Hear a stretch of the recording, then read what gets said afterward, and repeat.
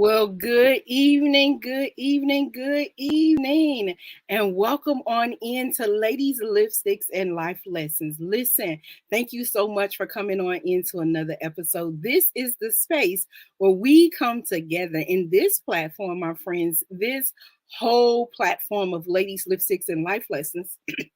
Excuse me, is based off of the Ruth and Naomi story, right? It's about women sharing the great and amazing things that they're doing. Women who are showing up to value their value and share their life lessons with other women.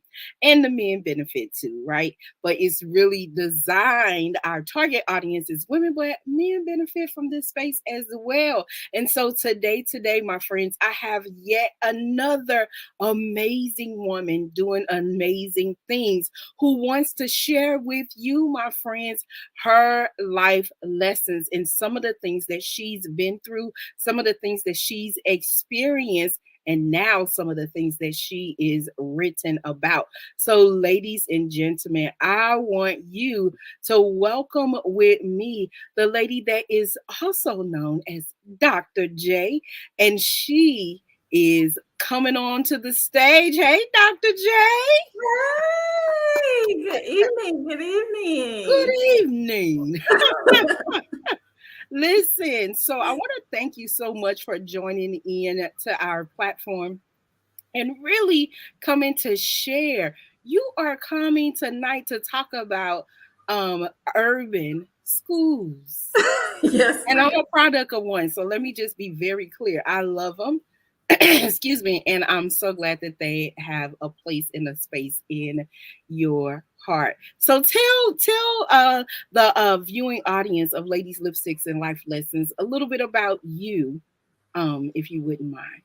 Well, my name is Dr. Jerri Johnson. I am a 20 plus year educator.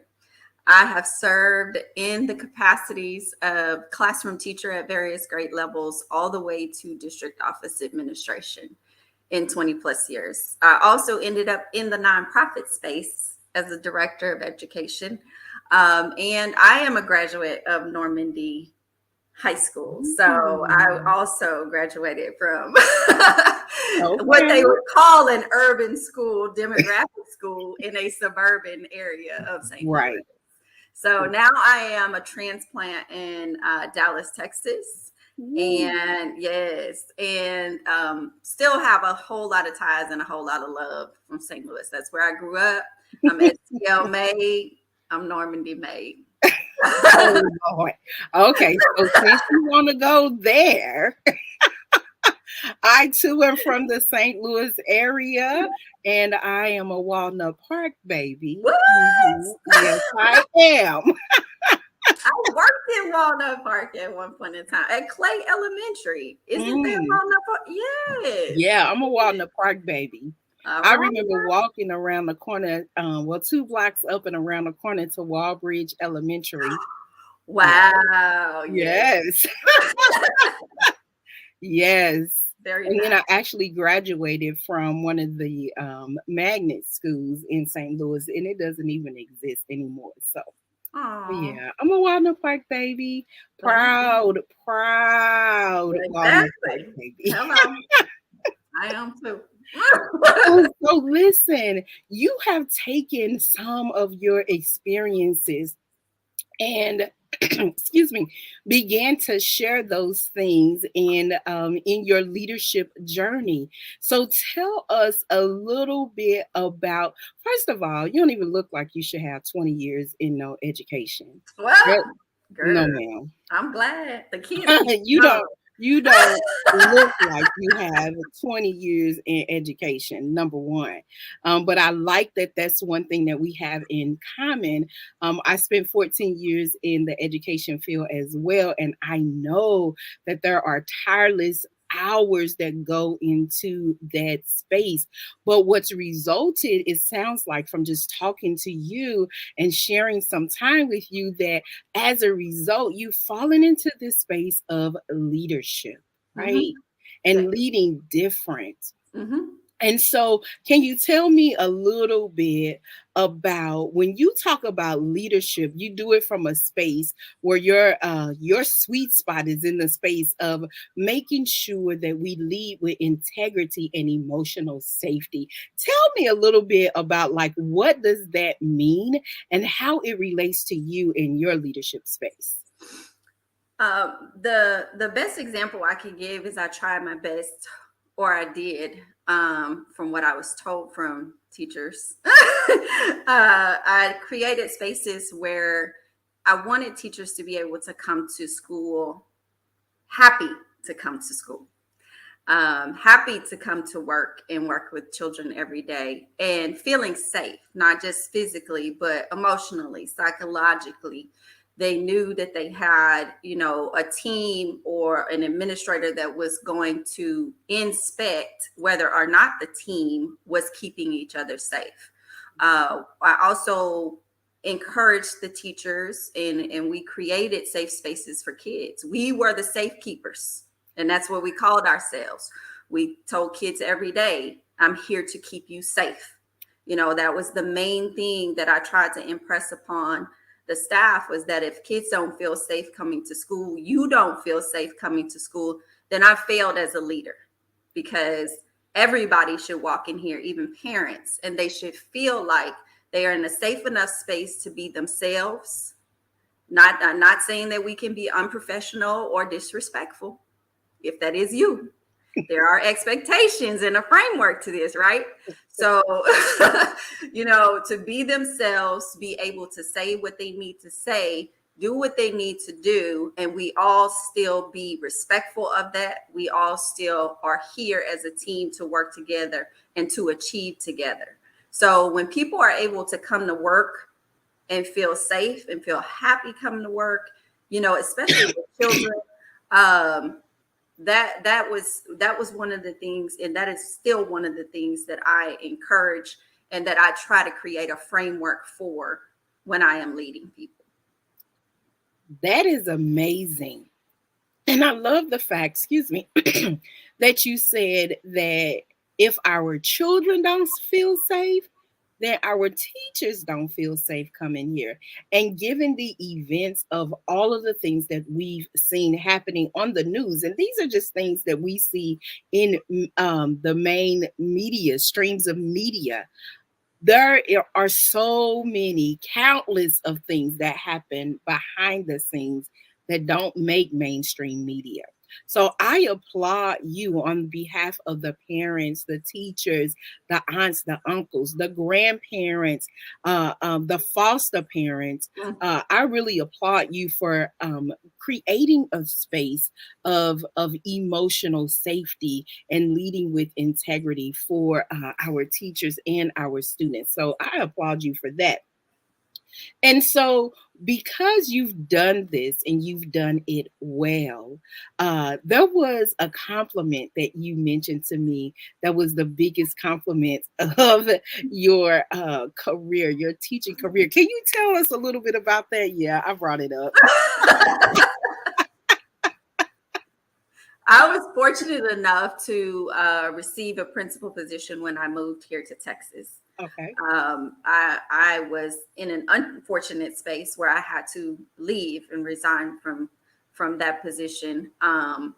But before I left, one of my grade level teams came to me, and they, were upset that I was leaving, but they understood why I was leaving. I was very honest with them about, everything that was going on personally and things like that. And that if I couldn't be present 100% at the school because it was a high needs school, then I felt like I was doing a disservice to everybody. So, I had to step out.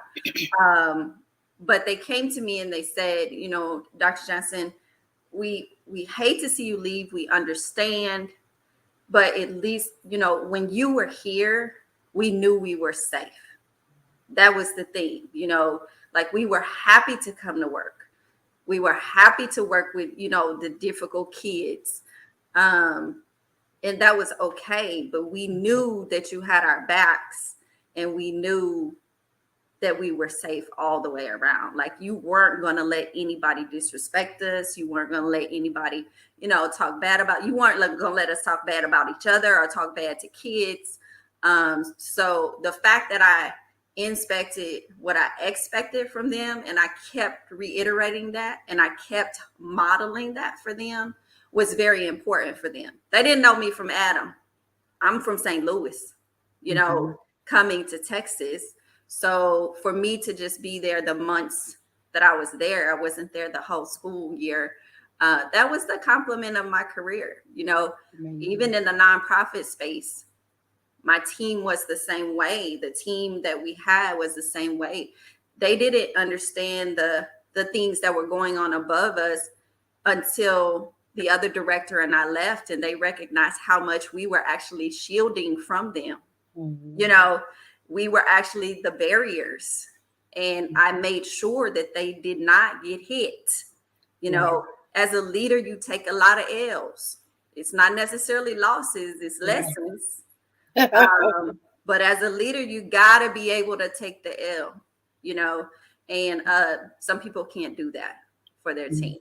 And it's just a reality. It's hard to take L's for other people, but leadership is about that sometimes. You coach up, you coach out, you take the L's for other people sometimes, but the support should still be there.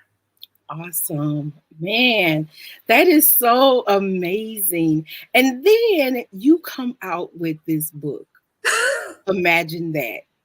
Chronicles of an Urban Principal. Listen, you've taken these experiences, and I'm sure it's not all of them in the book. I know it cannot. There's no way. Just a start. So I'm just gonna call Chronicles number 2, volume 2 is coming soon. So yes, one of my former colleagues posted it on Instagram and was like, when is the next one coming out? See, I told you that means that Chronicles volume 2 is 18 ... So, and okay, audience, I'm sorry. I just went ahead and just started talking about her book. So listen, she is a now published author, right, Dr. J? Right. Exactly. Yes. Not only does she want people to show up happy at work and to be safe and to function in their leadership and be integral as well, but she's taken her experiences and put them in a book. Yes. So tell us a little bit, just a snippet about your book, just a little bit about your book. So my book, it's not a research-based anything. It's the experiences that I've had as a leader in an urban school. And when we talk about urban, it's pretty much students of color, in these schools. That's all I've ever worked in. Even though it could be in a suburban area, it's still an urban demographic, which is what we've been deemed. And that's a whole different story. So I'm not going into that today. So there's 5 scenarios in this book. And at the end of each chapter, I either give leadership tips, I give a parent tips, or I give teacher tips. So if you are a teacher, you can get some tips in there about how you could have navigated the situation. If you're a leader, you can get some tips in there. If you're a parent, you can get tips in there. So yeah, it's really interesting. There's only 5 scenarios in there. And I say only because I got a whole lot more.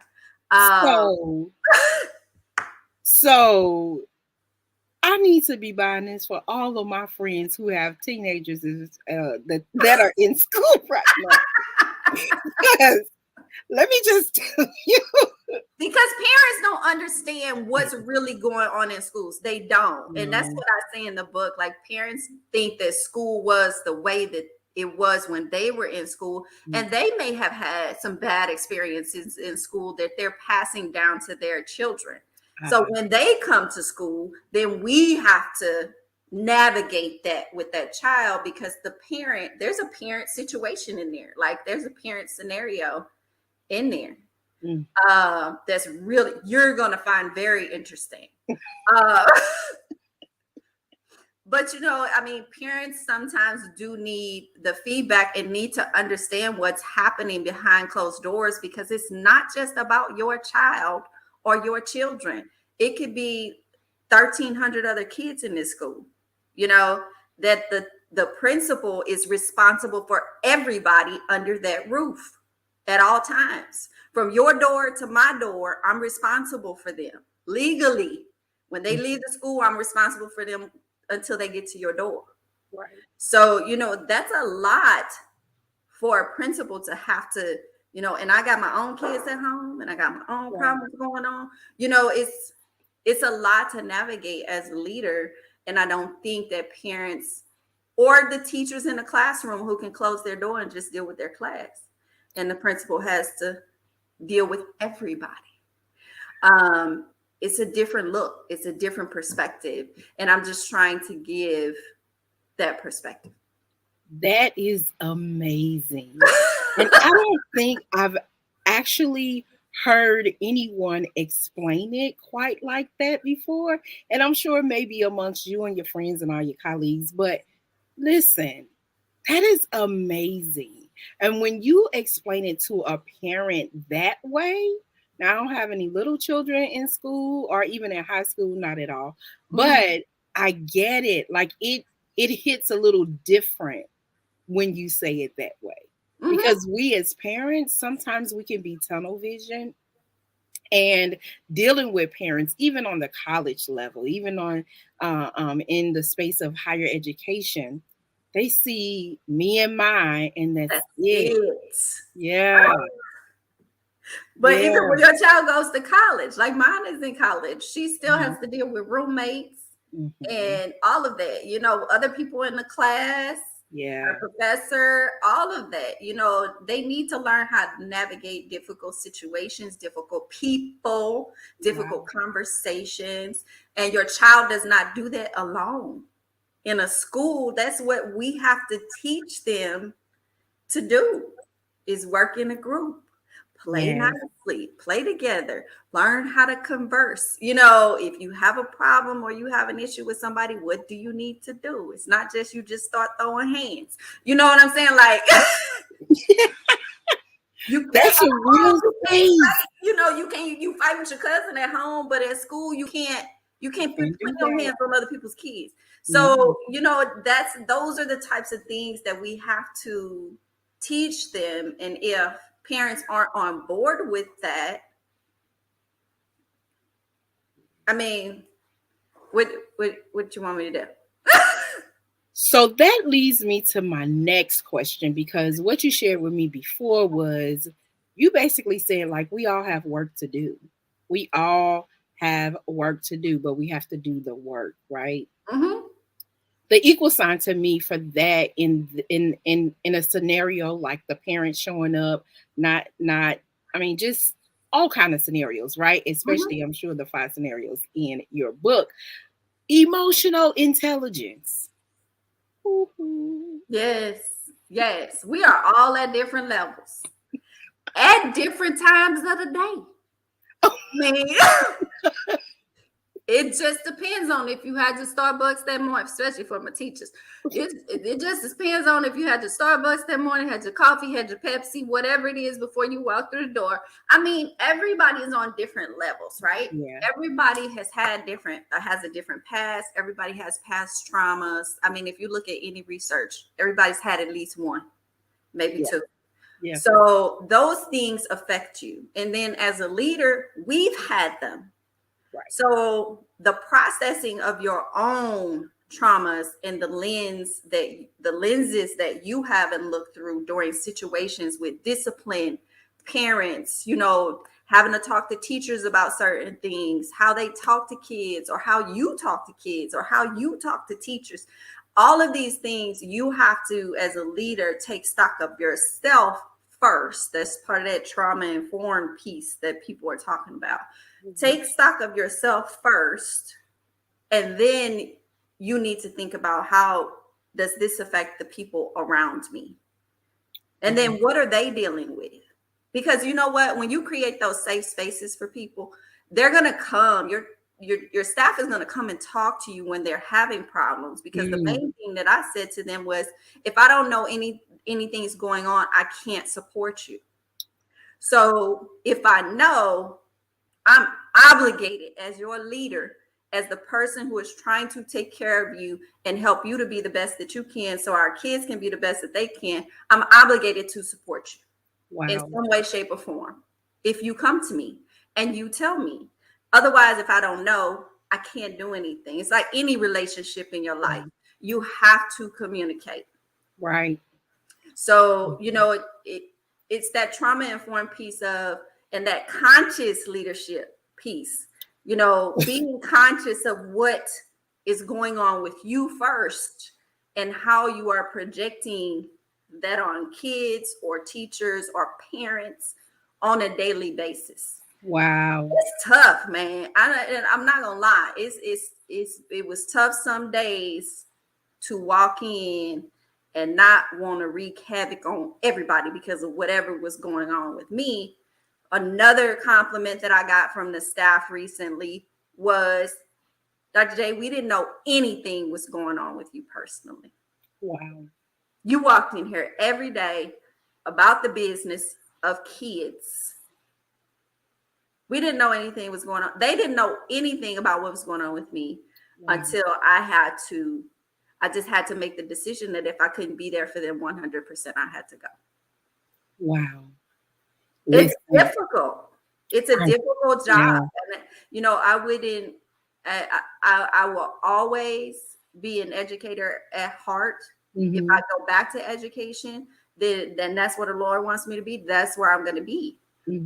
But, I would never put down educators, especially not in today's climate. Right.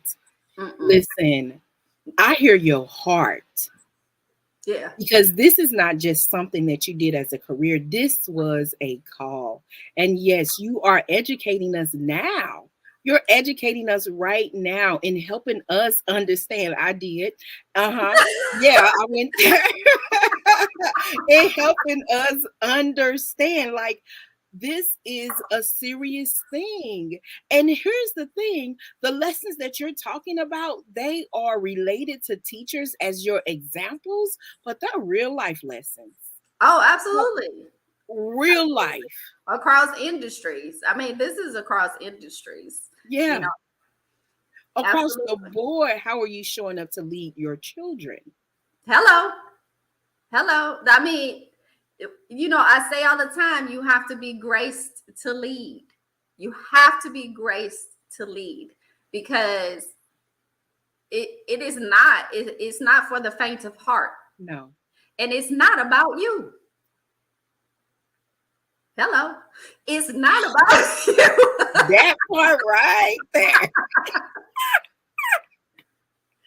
So, to step out of yourself every day, all day, then go home and have to try to step out of yourself, for your kids, your family, maybe your husband, or significant other.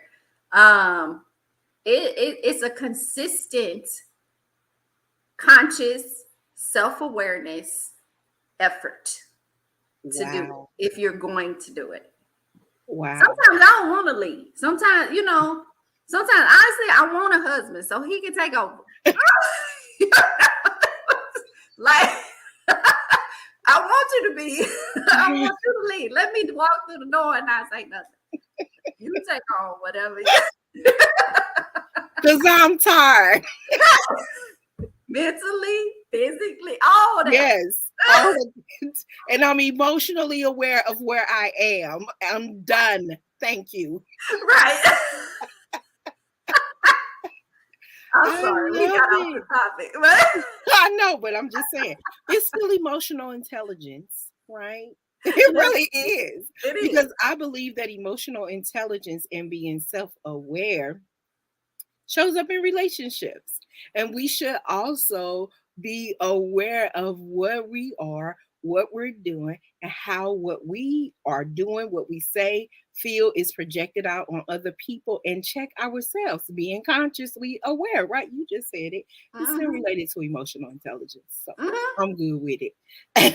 So listen, I really want you to share the heart of your book with the audience. Like, tell us what is at the heart of your message. I'm going to drop out and you can just share what is really the equal sign for your book. The equal sign for my book really is having the grace and empathy for educators, for your colleagues, for the people that you work with and you basically live with every day. A lot of us are at work more than we are at home. So when you think about the people that you work with every day and the people that you interact with, can we just have some grace? Can we just have some empathy? When people are able to show up to work as truly who they are, or show up to their life's calling as truly who they are, that's when you get the best out of them. And as educators, that's when you get the best out of kids. So I think that we all just need to take a look, be conscious of how we show up, and how others receive us in many instances, and just be honest in giving ourselves some grace, but then also giving that level of grace to others. So that's the heart of my book. Okay, so you got me over here taking notes. Uh-huh. Yes. So make sure that we give ourselves grace, but then lead with grace, empathy, show up as we truly are, be conscious and honest. Thank you. Mhm. Because that is a real thing. So listen, I want to invite everyone, like you've heard the heart of her book, you've really heard the heart of who she really is. Her book is called Imagine That, Chronicles of an Urban School Teacher. Is it a Oh, school teacher? principal. It's principal. Uh-huh. Yeah, so I It's messed okay. that completely up. I was like, that is not the name of her book, girl. So listen. It's okay. I'm a teacher all day, every day. Okay, well, but that's not the name of the book. I'm gonna need y'all to go get the right book from the right person. Okay? Because that was not her. That was me. Here it is. You are You so got it right. Chronicles of an Urban you're School. so good with that. Oh my gosh. You did that so quick. Oh yes. See, I told you this is what I do. We'll talk about it later. But you can get her book. Listen, the book is going to really bless you. So it's written for from the view of a principal, but if you are a teacher, an instructor, an educator, a parent, a grandparent, if you're helping with children, or guess what, if you really want to help and show up on your emotional intelligence game and you want to get some insight, this sounds like this is gonna be the book to help you. Am I right? Yes, and any type of leader. You have teachers in classrooms that are leaders. Yes. You have people who are line staff that are out working in the community that are leaders. Any type of leaders. If you want to be that, then this will help you. So this is really a leadership toolkit. It could be, I I guess. I can add this to my I can add this to my stack of leadership books sitting right here. Is that what you're saying? I think you could, but it's definitely my personality on leadership. Like as you Which can see you can see my personality, right? which So means that it's bubbly, it's yeah, fun, it's gonna teach us a few it's gonna things. be funny. You're going to laugh also. Good. I love it. So listen, her book is available on millionwordspublishing.com. Million Words Publishing. I don't know what I was on, but millionwordspublishing.com, and also from the desk of the doctor. Ooh, Yes. from the desk of the doctor.com. That's her website. I love it. I mean, that's so strong, from the desk of the doctor. So head on over to either one of those, or you can order it from Barnes and Nobles and also Amazon just as well. And again, the name of the book, the correct name of the book, is Imagine That, Chronicles of an Urban School Principal. Listen, y'all. So you heard her say that she is from St. Louis, right? And she's also a a plant. She's planting in Yes, Dallas, I'm Texas now. transplant. Yes. Yes, a transplant into Dallas, Texas. But she's going to be here in the St. Louis area. And I want you to meet me there on Friday, April 22nd from 5 to 7.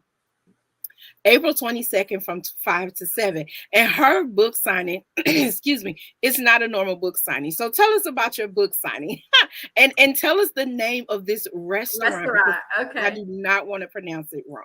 Okay. So the book signing is going to be titled Books and Brews. So it is at Il Palato restaurant, Italian restaurant in Clayton, Missouri. It's on Beamiston.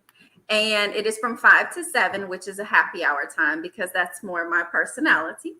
So when you come with a book that you have bought and I sign it, then you will receive a ticket for a free brew, which is, whatever you think it is.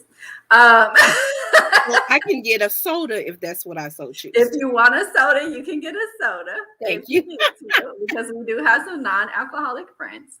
Yeah. Or if you buy a book and I get it signed, or if you don't want it signed and you buy a book, you will receive a ticket for a free brew. So I will be walking around kind of talking to people, socializing more so than sitting at a table. You may catch me at the table if you walk in, but for the most part, I'll be walking around and signing books and talking to people. So it's going to be kind of more once again, my personality. I'm not a sit and get or sage on the stage type person. Educators know those little sayings. And I wasn't a principal that always stayed in my office. So That's awesome. yeah. So I'm looking for a happy and amazing, great time on Friday, April 22nd, here in St. Louis from 5 to 7. So listen, you all, whatever type of leader that you are, please, or if you know someone going into leadership, especially during graduation time, that's the season we're walking into. And so they can utilize this book on their leadership journey as they start either in the classroom, outside the classroom, or even if they're just starting to lead their families. Listen, this is the book that you want to get. So you can get it from millionwordspublishing.com, from the desk of the doctor.com, or you can also get it from Amazon as well as Barnes and Nobles. And listen, my friends, don't forget, is there a cost for your event on the 22nd? No. Okay. So listen, come on over. And even if you just want to meet the happy, good doctor and you want to learn more about leadership and you're looking for someone to come in to talk about leadership and leading through emotional safety and integrity, then listen, connect with her. Go to her website. You'll see some of the educational programs that she does. She has a consulting services. She's on LinkedIn. She's just all over the place between Missouri and Dallas and also across the nation. So do not hesitate to show up on Friday. Connect with her via LinkedIn, my friends, or go ahead and buy your book. So I want to thank you all so much for coming on to Ladies, Lipsticks, and Life Lessons. I want to end with a quick prayer for our leaders and for our teachers. Would you like to have the honors of praying for our teachers? Sure. For our teachers, our principals, our leaders, because I believe that parents are teachers too, right? Yes, they Because are. They're the first teachers. Yes. All right. So that's another whole conversation. We have to have you back on the show another time. All Yes, right. that is another conversation because when Yes. students get to us, their personalities are pretty much formed, and that's formed at home during the first 5 years. And that part. Yes. Sorry. It's okay. You want me to start? Yeah, go right ahead. Okay. Lord, we come to you today thanking you for the fellowship that we have had on this show today. I thank you, Lord, for Tammy. It has been awesome being on her show. And we just want to pray for our educated friends, our colleagues, our parents, our kids, especially, Lord, that you bring them to a place where they are emotionally safe, they are physically safe, and that we utilize the emotional intelligence that we do have in order to grow into the people that you have purposed us to be. Lord, thank you again for allowing me to be on this show. Thank you for the idea for writing the book. And thank you for the connections that you have brought into my life, like Tammy. I really, really, really value it. I know that you have purposed me to do things. I know that you have purposed Tammy to do things, and the others who are watching this show have been blessed by her show tonight. We thank you again. In Jesus' name we pray. Amen. Amen. Well, thank you for that prayer. Well, listen, y'all, don't forget her event. I did say y'all to the good doctor with the good doctor on my show. All right. Well, listen, everyone. Don't forget her event is coming up on Friday, April 22nd. And also go ahead and purchase your books at Million Words Publishing and or from the desk of the good doctor. I'm sorry, from the desk of the doctor.com. I just felt like good should have been there. All right. So thank you for joining us on Lipsticks and Life Lessons. We will see you on our next episode. Until next time, my friends, be blessed.